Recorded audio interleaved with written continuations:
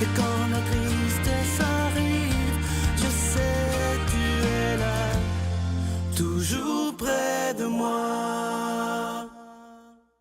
Bon jeudi, bienvenue à votre émission de la Victoire d'amour. J'en reviens pas qu'on soit déjà rendu au 1er septembre. Le temps a passé tellement vite, on n'a pas vu l'été. En tout cas, moi, je ne l'ai pas vu tellement ça a passé vite. On rejoint notre ami qui sera d'ailleurs à la prochaine retraite d'octobre avec nous. Je sais qu'il va nous parler de très, très belles choses. Il y a un don de la parole incroyable. Ce jeune homme, on le rejoint, Pierre-Luc Bordelot.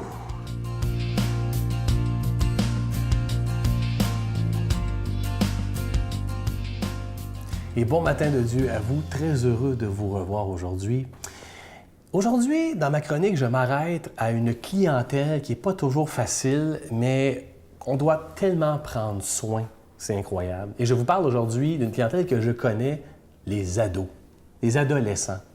Je vous en parle parce que moi, je ne sais pas si vous le savez, mais je vais me répéter peut-être, mais je suis enseignant de métier, enseignant au secondaire en plus. Alors, c'est une clientèle que je connais très bien. Les 12-17, on va les appeler comme ça, là. Cette clientèle-là, je la connais bien. Et mon message aujourd'hui, je vais le livrer maintenant, c'est les adolescents sont des donneurs de sens en devenir. Et il faut en prendre soin. Prenons soin des ados. Et je sais que c'est très difficile parfois. Je vous dis ça parce que j'ai été moi-même adolescent. Vous aussi, d'ailleurs. Et comme ado, en tout cas, j'ai pas l'air de ça aujourd'hui, mais j'étais pas le gars le plus accueillant toujours, le plus souriant, le gars le plus présent. Non, j'avais mes réactions d'ado. Mais il y a des gens qui sont allés au-delà de ça. Ils ont pris soin de moi. Et aujourd'hui, je me rends compte à quel point ils ont été bénéfiques dans ma vie. Alors, c'est un rappel que je vous fais parce que vous en voyez des ados. Vous êtes peut-être des grands-parents, vous avez des petits-enfants et vous vous dites « Qu'est-ce que c'est ça, ces réactions-là? Ils sont donc bien repoussants. » Et c'est vrai, les ados, des fois, on les regarde, on les trouve bêtes, on les trouve blasés, on les trouve sarcastiques aussi, hein, le sarcasme. Là. Ben oui, c'est super bon. Tu sais, ces réactions-là, donc on fait comme « Ah! » Puis ce qu'on leur reproche aussi, c'est ce qu'on a nous-mêmes fait un peu, là. C'est comme s'ils avaient perdu leur émerveillement. Hein, ils ne sont plus des enfants, c'est des ados. Et là, on leur reproche ça. Nous-mêmes aussi, on est un peu comme ça. Alors, moi, je vous invite à faire une chose seulement. Si vous voulez en prendre soin, rappelez-vous que ce sont des enfants. Ce sont des donneurs de sens en devenir. Il faut prendre soin d'eux. Il faut aller au-delà du masque. Il faut aller au-delà de la réaction. Et se rappeler qu'intérieurement, ce sont des personnes qui veulent être heureuses. Et il se passe plein de choses en dedans. En dedans, dans le corps, on s'entend, il y a beaucoup d'évolution, mais en dedans, dans la tête, plein de choses se bousculent, les premières émotions, physiologiquement, il s'en passe des choses, mais il ne faut pas les laisser tomber. Et je dis ça parce que je trouve qu'en Église, comme ailleurs, on a laissé un peu de côté cette clientèle-là, on la trouve plus difficile et on mise sur une clientèle avec laquelle, évidemment, on est à l'aise. Alors moi, c'est une invitation que je vous fais de rappeler à ces ados-là la joie que vous vivez à les côtoyer. De ne pas vous laisser influencer par ce visage qui a l'air à s'ennuyer, mais qui, intérieurement, veut simplement goûter le bonheur. Et je sais que ça peut être difficile des fois. Mais je vous invite à faire de nos ados des futurs donneurs de sens pour nos milieux. Notre Père qui es aux cieux, que ton nom soit sanctifié, que ton règne vienne, que ta volonté soit faite sur la terre comme au ciel. Donne-nous aujourd'hui notre pain de ce jour. Pardonne-nous nos offenses, comme nous pardonnons à ceux qui nous ont offensés. Ne nous laisse pas entrer en tentation, mais délivre-nous du mal, car c'est à toi qu'appartient le règne, la puissance et la gloire, pour les siècles des siècles. Amen. Donne-moi rendez-vous dans l'éternité, qu'il faut croire toujours en toi. Mais mon Dieu, j'ai besoin de toi, comme lui savoir dresser la table, chanter l'amour, genre de toute la terre. Prends mon cœur, je l'ai gardé pour toi, mon Dieu. La victoire de l'amour, c'est la force de la foi.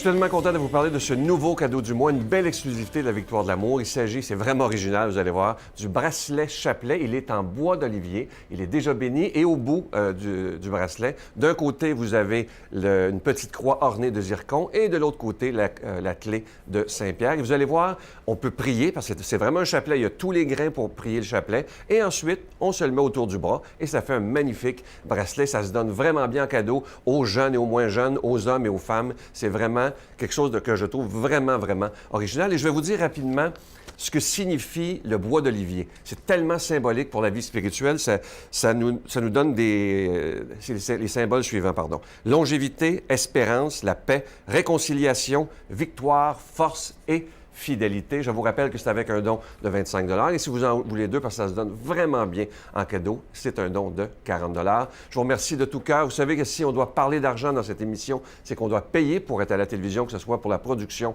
et la diffusion. Mais depuis plus de 21 ans, vous êtes nombreux à dire qu'il est important d'annoncer la parole de Dieu. Je vous donne l'adresse, la Victoire de l'amour, casier postal 120, succursale Boucherville à Boucherville, le J4B 56. Par téléphone, du lundi au vendredi, de 8h30 à 16h30 dans le 514-523-4433, 523-4433 ou sans frais, le 1-888-811-9291, 1-888-811-9291 et aussi sur notre site Internet, le www.lavictoiredelamour.org. Merci de tout cœur de votre grande générosité. Merci aussi de la chose la plus importante, votre prière soutenue.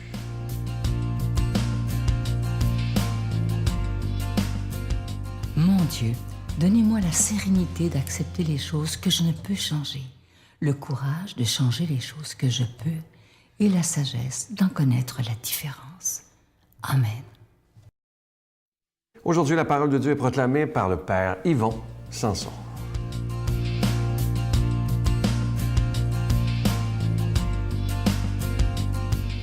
Bon matin à chacune d'entre vous. 1er septembre, voici l'Évangile donné par Saint Luc. Un jour, Jésus se trouvait sur le bord du lac de Génézareth. La foule le pressait de toutes parts et il voulait écouter la parole de Dieu. Il vit 2 barques amarrées au bord du lac. Des pêcheurs en étaient descendus et lavaient leurs filets. Jésus monta dans l'une des barques qui appartenait à Simon et lui demanda de s'éloigner un peu du rivage. Puis il s'assit et de la barque, il enseignait la foule. Quand il eut fini de parler, il dit à Simon, « Avance au large et jette les filets pour prendre du poisson. Avance au large. » Simon lui répondit, « Maître, nous avons peiné toute la nuit sans rien prendre.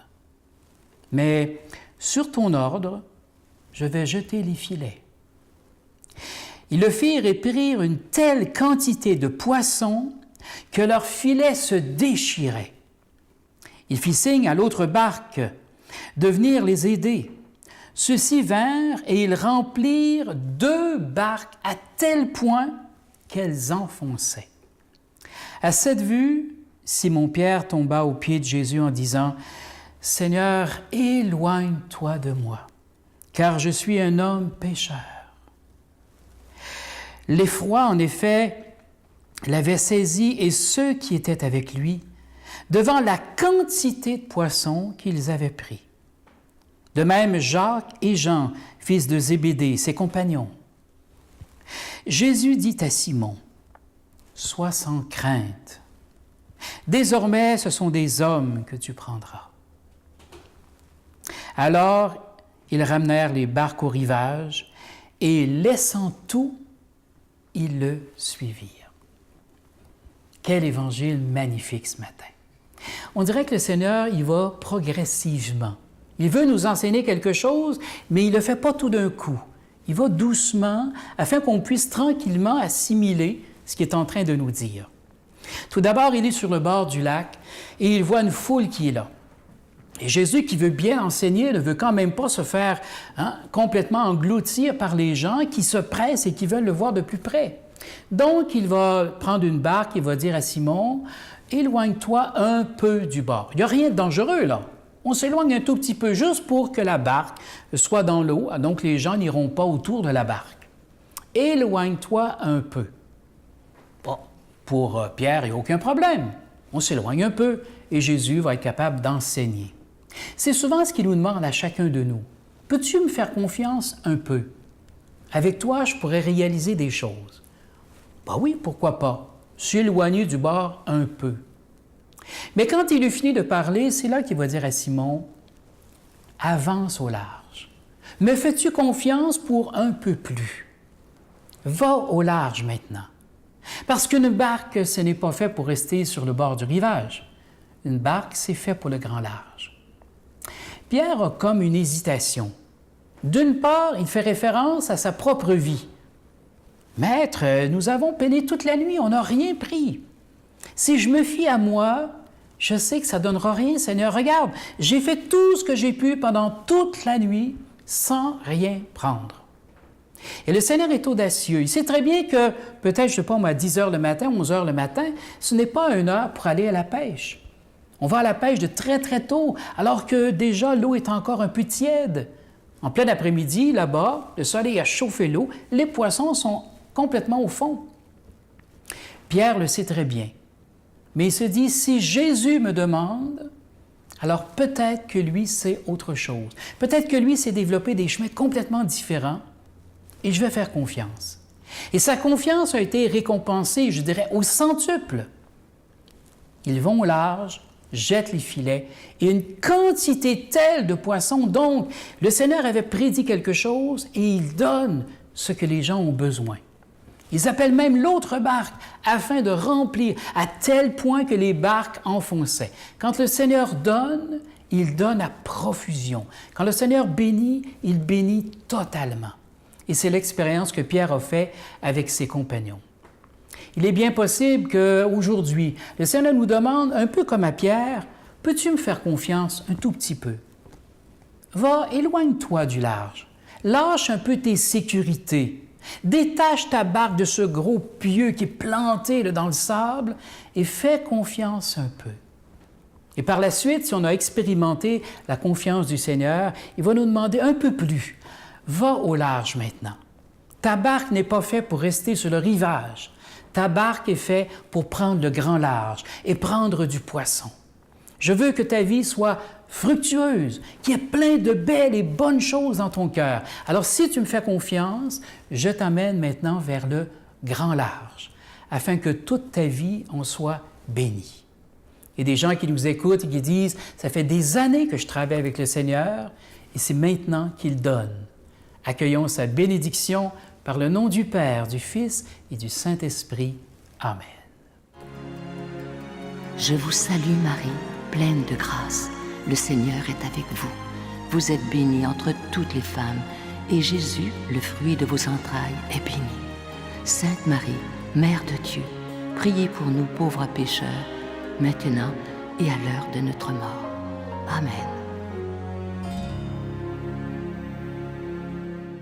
Je vous laisse avec un beau petit texte qui est tellement vrai. Écoutez bien, je vais le dire lentement. La vie est courte. Brise les règles. Pardonne rapidement. Embrasse lentement. Aime vraiment. Ris beaucoup et ne regrette jamais ce qui t'a fait sourire. Je vous souhaite Prenez le temps de réfléchir à ça. C'est vrai que la vie est très courte, malheureusement, mais il faut prendre le temps de mordre dans la vie, par chaque seconde, et d'apprécier cette vie que Dieu nous donne à tous les matins. Je vous souhaite une belle journée et mordons dans la vie aujourd'hui. Bye! J'étais conscient aussi assez rapidement que c'était malsain et que ça me nuisait. Et ça, je crois que c'est une des grandes justices sur la Terre au niveau de la consommation, c'est qu'il n'y a aucune substance que tu peux consommer et t'en sortir indemne. Chacune, à sa façon, va t'affecter et t'envoyer les signaux du danger que ça représente.